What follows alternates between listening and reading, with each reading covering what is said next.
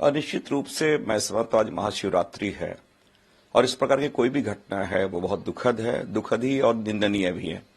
प्रायोजक हैं cancer healer centre new beginning.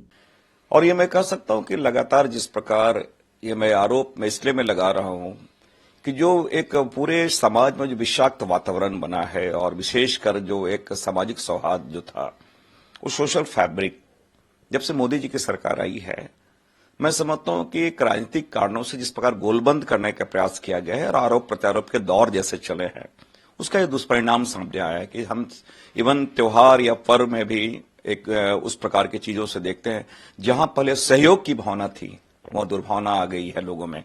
और कहीं न कहीं आपको लगता है कि जो मेरे त्योहार है, किसी के भी त्योहार, भारत का जो त्योहार है, अलग अलग मजहब, अलग अलग धर्मों का, तो एक जो असामाजिक तत्व एक अवसर तलाशते हैं और इसके माध्यम से वो मैं समझता हूं वो समाज के हीरो बनने का प्रयास करते हैं। तो ये इसलिए मैंने कहा कि ये आज भी अगर राहुल गांधी जी बार बार अगर इन शब्दों का प्रयोग करते हैं कि नफरत के बाजार में मोहब्बत की दुकान, इसके पीछे मंशा यही है कि भारत की खूबसूरती रही है अनेकता में एकता, वो चीजें बरकरार रहे। और ये इसका जो हजारीबाग की जो घटना है, ये पूर्व में भी इसके पहले रामनवमी में भी बड़ा घटना घटी, उसके पीछे की जो पृष्ठभूमि रही है वो भी कट्टरता और इस प्रकार की चीजें रही है, संकीर्णता वाली बातें रही हैं। मेरा ये मानना है कि सरकार ने, हमारी सरकार ने वहां पे इसको नियंत्रण में रखा है, लेकिन मैं आपके माध्यम से लोगों से अपील करता हूं कि जो सौहार्दता है, जो भाईचारा है, वही सही मायने में असली हमारा धर्म है और उनको लेके हमें चलना चाहिए। सर, उन्होंने कहा कि बांग्लादेश से जो लोग गतिविधियां जो हुई, लोग आ गए लॉ एंड ऑर्डर, उस वजह से वो बेसिकली बांग्लादेश के बता रहे हैं कि जो लोग आते हैं, क्या इस तरह का नहीं, मैं समझता हूं कि संजय सेठ जी एक रक्षा राज्य मंत्री हैं, कैबिनेट वहां केंद्र में मंत्री हैं। पता नहीं, एक भारतीय जनता पार्टी लगातार कोई भी इस प्रकार की घटना हो बांग्लादेश से हमेशा जोड़ने का प्रयास करती है, क्योंकि सरकार उनकी है, बीएसएफ उनके अंडर में है, बॉर्डर सिक्योरिटी फोर्स है, इंटेलिजेंस उनका क्या कर रही है। तो ये सीमा वाली जो बातें हैं, तो ये तो स्वयं स्वीकार, इसका मतलब वो कर रही है ना कि मोदी जी सक्षम नहीं है। तो ये मैं समझता हूं ये महत्वपूर्ण चीज ये नहीं है, महत्वपूर्ण चीज ये है कि इस प्रकार की घटना की पुनरावृत्ति ना हो। और मेरा ये मानना, मैं तो आपके माध्यम से पुनः अपील कर रहा हूं कि जो भाईचारा में जो आनंद है वो किसी में आनंद नहीं है। निश्चित रूप से मैं तो सबसे पहले ईश्वर से प्रार्थना करता हूं शीघ्र उनको स्वस्थ वो हों। और पता चला है और अभी आर्किड में एडमिट है और स्टेबल है और फ्रैक्चर हुआ है और शायद रिब्स की हड्डी टूटी है। मैंने तो मैसेज भी किया है और मैं चाहता हूं कि जो चीजें हैं कहीं न कहीं आज यही प्रार्थना मैं कर सकता हूं कि शीघ्र वो स्वस्थ हो।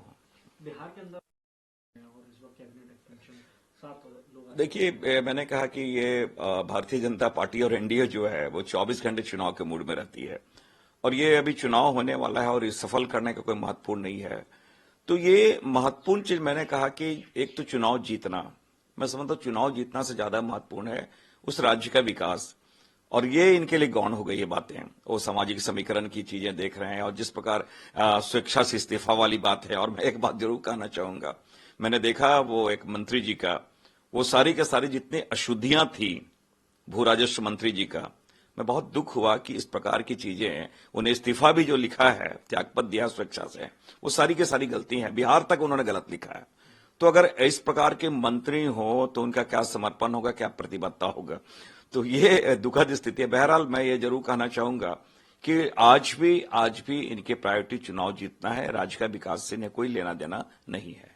एक आखिरी सवाल ले लेता हूं, देश के लिए एक चुनाव और एक देश बेहतर होगा भविष्य में? नहीं, मैं आज भी कहना चाहूंगा, क्योंकि कल बहुत सारे हमारे लॉ कमीशन के लोग, हमारे पूर्व चीफ जस्टिस वगैरह, पूरे उस एंगल पे लोग आके सारी बातें इंटरेक्शन हुआ है।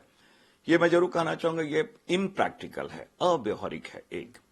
और सबसे बड़ी बात है, मैं आज भी कहना चाहूंगा जो लॉ के ज्ञाता हैं और लॉ के जो संरक्षक हैं, उनके जो रिकमेंडेशंस हैं, मैंने कल भी जो बातें आई, मैं आज भी कहना चाहूंगा कि 82 से लेके 83, 85, 172, 324 ऐसे अगर 10 अमेंडमेंट है, वो सारे जो अमेंडमेंट्स हैं वो राष्ट्रपति से भी रिलेटेड हैं, वो विधानमंडल से भी रिलेटेड है, राज्यपाल से भी रिलेटेड है, चुनाव आयोग से भी रिलेटेड हैं, अवधि से रिलेटेड हैं, फेडरल कैरेक्टर से रिलेटेड हैं।